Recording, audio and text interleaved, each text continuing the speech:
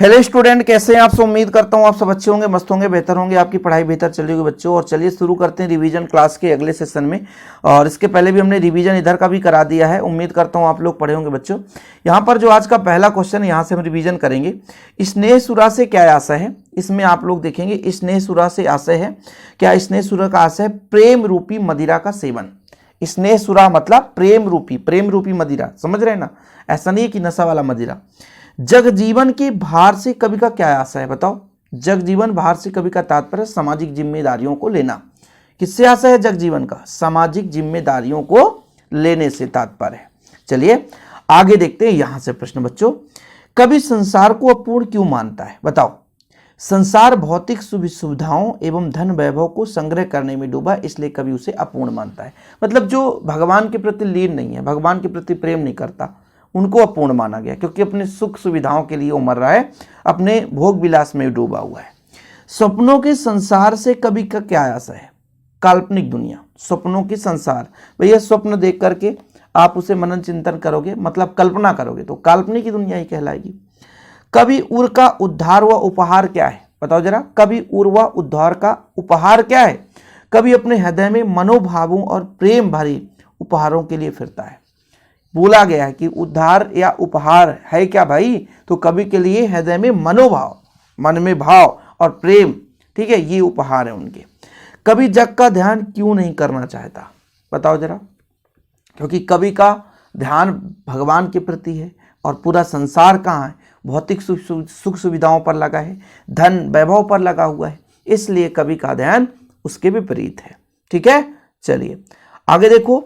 बच्चे किस बात की आशा में नीड़ों के झांक रहे होंगे, बताओ। क्या आशा है उनमें। उनके माता पिता उनके लिए दाना पानी लेकर शीघ्र उनके पास आती होंगी। बच्चों को यही उम्मीद रहता है अपने माँ बाप से कि कुछ ना कुछ हमें मिलेगा, ठीक है। तो दाना पानी, बच्चों को उम्मीद है कि भाई हमारे माँ बाप दाना पानी लेकर आते होंगे, इसलिए वो लाड़ प्यार से झांक रहे थे। कवि किस कारण अवसाद से ग्रस्त है। कवि किस कारण अवसाद से ग्रस्त है, बताओ। कवि की प्रेमिका उसके पास नहीं है, इसलिए वह हताश है, निराश है और इस कारण से अवसाद है। ठीक, चलिए। कवि किस प्रकार के ज्ञान को भूलना चाह रहा है। सीखे हुए ज्ञान को, जो संसार को भ्रमित करता है, यही चीज है ना। सीखे हुए ज्ञान को भूलना चाहता है जो संसार को भ्रमित करता है। सुपर फास्ट रिवीजन है, बस फटाफट आप लोग, यदि आप टाइम पास कर रहे हैं तो बस कम से कम सुनते जाइए, बहुत कुछ क्वेश्चन यहाँ से आपसे बनेंगे। बड़े बड़े राजा किस पर न्यौछावर होते हैं। बड़े बड़े राजा प्रेम पर न्यौछावर होते हैं। थका हुआ पंथी किस कारण जल्दी जल्दी चलता है, तो थका हुआ पंथी शाम होने के कारण जल्दी जल्दी चलता है बच्चों। थका हुआ जो पंथी है शाम होने के कारण जल्दी जल्दी चलता है। कवि के मन में किस चीज की आशंका, बताओ। तो कवि के मन में राह में रात हो जाने की आशंका है। क्या हो जाने की आशंका है, रात हो जाने की आशंका है। चिड़िया के परों में चंचलता किस कारण आ जाती है, ठीक है। तो दिन जल्दी जल्दी ढलने के कारण चिड़िया के परों में चंचलता आ जाती है, जल्दी जल्दी दिन ढल रहा है इस कारण से। चलो आगे देखते हैं। कवि के उर में कैसा विहलता जन्म लेती है, तो प्रेमिका के वियोग से उसके हृदय में विहलता जन्म लेती है। प्रेमिका के वियोग से। कवि किस लिए चंचलता त्याग देता है, क्योंकि उसका मतलब कोई इंतजार नहीं करता, उसका कवि का कोई इंतजार नहीं करता, इसलिए चंचलता वो त्याग देते हैं। आगे देखो। दिशाओं को मृदंग की तरह बजाने का क्या तात्पर्य है, ठीक है। जब बच्चे पतंग उड़ाने की प्रत्याशा एक छत से दूसरी छत में करते हैं, तो उन्हें नन्हे पैरों से कूदने फांदते दौड़ते हैं, मतलब नन्हे पैर से कूदने की कोशिश करते हैं, दौड़ने की कोशिश करते हैं, तो वो संगीत में ध्वनि निकलता है, वही मृदंग है। मतलब जब बच्चे दौड़ रहे होते हैं तो जो ध्वनि निकलेगा, भाई पतंग उड़ाने के लिए बच्चा दौड़ेगा ना, अब बच्चा जब दौड़ेगा बच्चों, तो कहीं ना कहीं कुछ आवाज निकलेगा, वही वो मृदंग कहलाता है, ठीक है। दिशाओं को मृदंग की तरह बजाते हुए तात्पर्य है कि जब बच्चे पतंग उड़ाने के लिए प्रत्याशा एक छत से दूसरी छत पर अपने नन्ही पैरों से कूदते दौड़ते हैं, तो संगीत में ध्वनि निकलता है, उसे मृदंग के समान माना गया है। उड़ने और खिलने का कविता का क्या संबंध है। प्रत्येक कविता पाठक और कवि को भावनाओं के अनंत आकाश में उड़ा ले जाती है। उससे मनुष्य को सांसारिकता से ऊंचे उठाने और आदर्शों के संसार में उड़ाने की शक्ति होती है, इसलिए कविता में उड़ान दिखाई गई है। प्रत्येक कविता अपने माध्यम से कवि तथा पाठक के मनोभावों को खिलाती है। जैसे फूल खिलाकर सार्थक होते हैं, ऐसे कविता भी भावों को खिलाकर सार्थक बनाती है। अब यहां पर देखो, उड़ने का मतलब ये होता है कि कवि की भावना आकाश में उड़ जाए। आपके मन में क्या चीजें चल रही हैं, संसार की क्या बातें चल रही हैं, उनको ऊंचे उठाने की बात की जा रही है। यहां पर उड़ने मतलब नहीं कि पंख लगाकर उड़ने की बात की जा रही है, यहां पर सांसारिक भावनाओं को ऊपर उठाने की बात की जा रही है। आदर्श विचारों को संसार की शक्ति देकर उसे ऊपर उड़ाने की बात की जा रही है बच्चों। ठीक है, ये चीज यहां पर दर्शाया गया है। कविता के संदर्भ में बिना मुरझाए महकने के माने क्या होते हैं? देखो, कविता के संदर्भ बिना मुरझाए महकने के माने, ये भाई कविता की जो है फूल है, जो कभी मुरझाए बिना सब और महका करती है। फूल ही सुगंध सूखने पर नष्ट हो जाती है, परंतु कविता अनंत काल तक सुगंध निकलती रहती है। कितना इसको थोड़ा सा कंपेयर किया गया है कि भाई फूल तो आप सूंघोगे, उसे फेंक दोगे, मुरझा जाएगा, लेकिन कविता एक ऐसी फूल है जिसकी सुगंध कभी समाप्त नहीं होती है, वो हमेशा उससे सुगंध निकलती रहती है, वो हमेशा भैया अनंत काल तक सुगंध करती है। यहां पर ये बताया है कविता के संदर्भ बिना मुरझाए महकने, मतलब जो हमारा कविता है वो कभी मुरझाता ही नहीं है, हमेशा महकता रहता है। ठीक है, फूल तो आप सूंघ लो बच्चों, वो क्या हो जाएगा, फूल को सूंघने से क्या हो जाता है ना, वो मुरझा जाएगा और अंत में फेंक दोगे। लेकिन कविता एक ऐसी चीज है, इसको सूंघने से कभी मुरझाता नहीं है, अनंत काल तक इसकी मुस्कुराहट बनी रहती है। इसके बाद आगे क्वेश्चन देखो, भाषा को सहूलियत से बरतने से क्या अभिप्राय है? बताओ जरा, इसका अभिप्राय, सहूलियत से बरतने का क्या अभिप्राय है? उसका सरलता, सादगी, सहजता से प्रयोग करना, उपयुक्त भाव के लिए उपयुक्त शब्द का प्रयोग करना, बनावटी शब्दों से, आडंबर से बचना, सरल सी बात को सरलता भाषा शैली में कह देना। क्वेश्चन पहले समझो, भाषा को सहूलियत मतलब भाषा को हमको इतना आसान बनाना, इतना सरल बनाना, इतना साधारण बनाना है कि वो कठिन ना हो। समझ रहे हैं? समझने की बात कोशिश करें। यहाँ पर भाषा को सहूलियत से बरतने का आशय है उसको सरलता से, सादगी से, सहजता से प्रयोग करना, ताकि लोगों तक वो जो भाषा है वो कठिन ना लगे। जैसे हम किसी भी बात को दूसरे तक पहुंचाना चाहते हैं, किसी भी बात को हम दूसरे के साथ शेयर करना चाहते हैं, बात करना चाहते हैं, कुछ विचारों को एक दूसरे से संपर्क में लाना चाहते हैं, तो हमारा भाषा इतना कठिन ना हो। जैसे हमसे कोई इंग्लिश में बात करे तो हम 30% समझ पाएंगे, 70% हम समझ नहीं पाएंगे, क्योंकि हमारी भाषा हिंदी है। तो भाषा की सहूलियत का मतलब है भाषा को इतना सरल सहज बनाओ, उसको बनावटी चीजों पर मत ले जाओ, उपयुक्त शब्द का प्रयोग करो जो सामने वाला व्यक्ति समझ सके। ये चीज यहां पर बताया गया है। चलिए, हम समर्थ, शक्तिवान और हम एक दुर्बल को लाएंगे पंक्ति के माध्यम से कवि ने क्या व्यंग किया है? कवि ने मीडिया वालों व कार्यक्रम के संचालक पर व्यंग किया है जो अपने स्वार्थ के लिए किसी भावनाओं को, दुखों को भी नहीं समझते। क्या बढ़िया बोला है, हम समर्थ शक्तिवान हैं, मतलब हम तो समर्थ, हम पैसे वाले शक्तिवान हैं, लेकिन सामने वाला दुखी है, सामने वाला गरीब है, उसकी भावनाओं को हम नहीं समझते। यहां पर समझाया गया है कि मीडिया वाले हों या कार्यक्रम के संचालन पर कभी कभी ऐसे व्यंग्यात्मक हो, ठीक है, संचालक पर व्यंग किया है उन्होंने कि भाई मीडिया कर्मी हो तो ऐसे लोगों को भी दिखाओ जो वास्तविक रूप से गरीब हैं, जो वास्तविक रूप से उस लायक हैं जिनका अपमान किया जा रहा है। कार्यक्रम को संचालन करने वाले व्यक्तियों पर व्यंग्यात्मक रूप से, आप देखो कहीं भी बड़े बड़े कार्यक्रम में उन्हीं व्यक्तियों को बुलाया जाएगा जो वास्तविक रूप से पैसे वाले होंगे, जो वास्तविक रूप से उनके फेवर के होंगे। कभी उन व्यक्तियों को नहीं बुलाया जाएगा जो वास्तविक रूप से गरीब है, जो अपना विचार रखना चाहता है। लोग उनके विचारों को दबा देते हैं, ये होता है। आप कहीं भी सभा लगे आप देख लेना, बड़े व्यक्तियों को बुलाया जाएगा, ऐसे लोगों को बुलाया जाएगा जिनके पास पैसे हैं, छोटे मोटे व्यक्तियों को नहीं बुलाया जाता। वहीं पे कवि ने व्यंग कसा है, समझ रहे हैं? उषा का जादू क्या है और क्यों टूट रहा है? उषा का जादू प्रातः कब टूटता है तो ये सबको पता है, सूर्योदय होने पर उषा का जादू टूटता है। जो परिवर्तन आसमान के हर क्षण होता रहता है, सूर्योदय के पश्चात उषा का जादू टूट जाता है। कवि ने प्रातःकालीन वातावरण को समानता नीले संख क्यों दी है, बताओ। प्रातःकालीन वातावरण आकाश के नीले रंग से परिपूर्ण, शांत और गंभीर होता है। शंख भी नीला है जो कि शांत गंभीर होता है। ये सारे छोटे छोटे क्वेश्चन है, आपको पढ़ लेना चाहिए।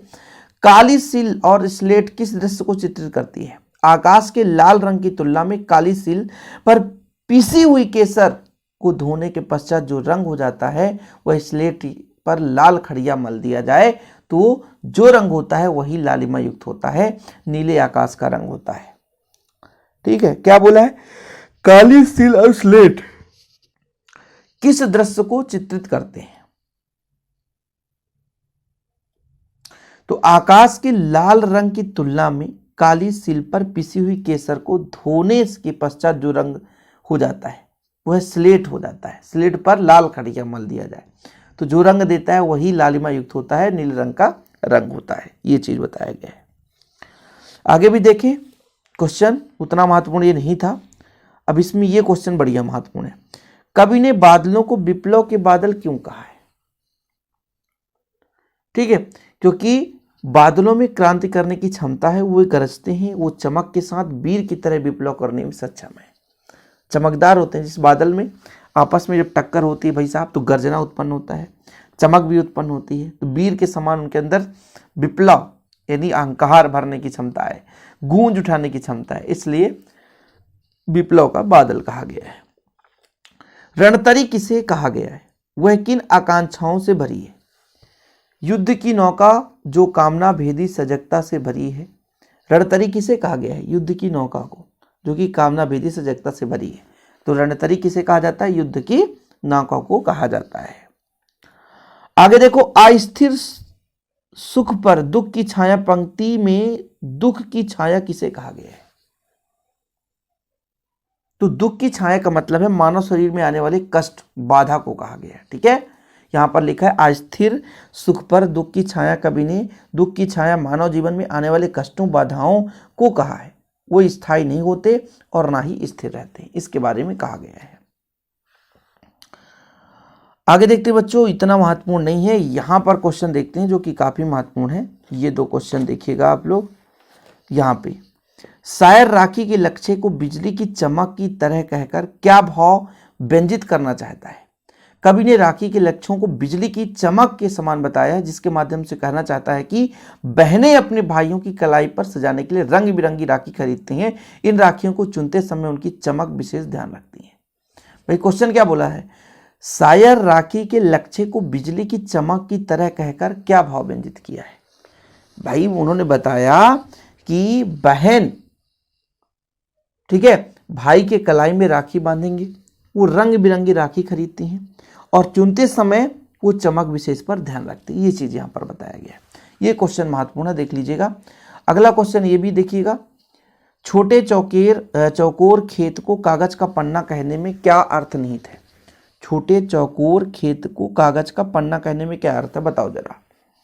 ठीक है, कवि अपने कवि कर्मों को किसान के कर्म जैसा बताना चाहता है। वह कविता की समानता खेती करना चाहता है, इसलिए वह कागज के पन्ने को छोटा चौकोरा खेत कहता है। जिस प्रकार से खेत में बीज, जल, रसायन आदि डाले जाते हैं, उसमें से अंकुर, फूल, फल आदि उगते हैं, उसी प्रकार कागज के पन्ने पर भी कवि भाव, शब्द, अलंकार, रस आदि के रूप में प्रकट किया है। समझ गए कुछ क्या बोला गया है?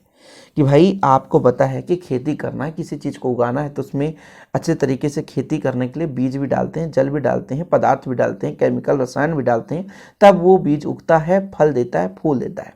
उसी प्रकार के कागज के पन्ने पर भी कवि जो कविता लिखता है ना, उसमें भी विभिन्न प्रकार के भाव, शब्द, अलंकार, रस, छंद आदि का प्रयोग किया जाता है। छोटे चौकोर खेत को कागज का पन्ना दिया है। भैया छोटे चौकोर पेज है हमारा, है ना, समझ रहे हैं ना? जिस प्रकार से बोला गया कि एक खेत में मतलब वहां से हमको कुछ उगाना है बच्चों, तो हमको क्या करना पड़ेगा, है ना, उसमें बीज भी डालेंगे, है ना, अच्छे से जुताई भी करेंगे, जल भी डालेंगे, पदार्थ भी डालेंगे। उसी प्रकार से हम एक कागज पर एक कविता को उभारना चाहते हैं तो फिर उसमें भाव, शब्द, अलंकार, रस आदि का भी प्रयोग किया जाता है। ये चीज बोला गया है। ठीक, इसके बाद बच्चों आप लोग इसको पढ़ लेना, भक्ति काल की प्रमुख विशेषताएं। इसमें क्या क्या विशेषता है? भक्ति भावना की विशेषता है, ईश्वर के सगुण निर्गुण की मान्यता है, समाज सुधार, समाजोत्थान, धार्मिक एकता की, ठीक है, गुरु महिमा की, है ना। तो 2-3 आप लोग तैयार कर लेना बच्चों, स्क्रीनशॉट ले सकते हैं इसको। और भी क्वेश्चन है, 1-2 क्वेश्चन और लास्ट के जिसे आप लोग तैयार करेंगे। छायावाद की विशेषताएं आपको पढ़ना है। छायावादी सौंदर्य, प्रेम चित्रण, अमूर्त व भाव प्रणय है। प्रणय की अनुभूति प्रकृति के माध्यम से व्यक्त है। मानवीय गुणों एवं नारी का सम्मान है। प्रकृति का सजीव चित्रण एवं सोच मानवीय भावनाओं का आरोप है। खड़ी बोली हिंदी प्रयोग और भाषा में, ये कुछ चीज़ें आपको पढ़ना पड़ेगा। प्रगतिवाद काव्य की विशेषताएं, प्रयोगवादी काव्य की विशेषताएं, इनको आपको पढ़ना है, ठीक है। 2 विशेषताएं पूछ दिया जाता है, आप लोगों को पढ़ना ही पढ़ना है, ये पढ़ना पड़ेगा बच्चों, याद ही करना पड़ेगा। प्रगतिवादी काव्य की विशेषताएं, प्रयोगवादी काव्य की 2-2 विशेषताएं आप तैयार कर लो, ठीक है। इसके बाद आपके कभी कभी पूछ दिया जाता है 2 प्रयोगवादी कवि के नाम और उनकी रचनाएं, जैसे अज्ञेय का रचना इत्तेलम, गजानंद माधव मुक्तिबोध का चांद का मोटेरा, 2 याद कर लो, 2 ही। धर्मवीर भारती ठंडा लोहा, नरेश मेहता संशय की एक रात, यहां से क्वेश्चन बनता है, ठीक है। नई कविता से भी, नई कविता की विशेषताएं, 4 विशेषताएं, क्षणवाद का महत्व, शिल्पगत नवीनता, आधुनिकता की बिंब योजना की अधिकता, ये तो है ही है बच्चों। यहाँ से आपका भी क्वेश्चन बन सकता है कि कोई 2 नई कविता के 2 कवि, नरेश मेहता भी हैं, ये प्रयोगवाद के भी हैं, नई कविता के भी हैं, ठीक है। रीतिकाल के 2 कवियों के नाम केशवदास बिहारी, ये तो याद कर लेना, वेरी वेरी वेरी इंपोर्टेंट। तो आज रात बज रहे हैं बच्चों 2 वीडियो हम बना रहे हैं आप लोगों के लिए, समझ रहे हैं।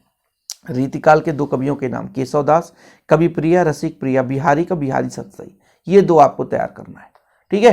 तो इन क्वेश्चनों को आप लोग तैयार करें और रिवीजन हम आपको कराते रहेंगे।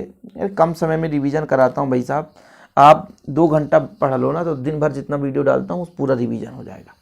बस रिवीजन करते चलो और जो भी आपका डिमांड रहेगा हम आपके लिए काम करते रहेंगे। ओके, जय हिंद, वंदे मातरम।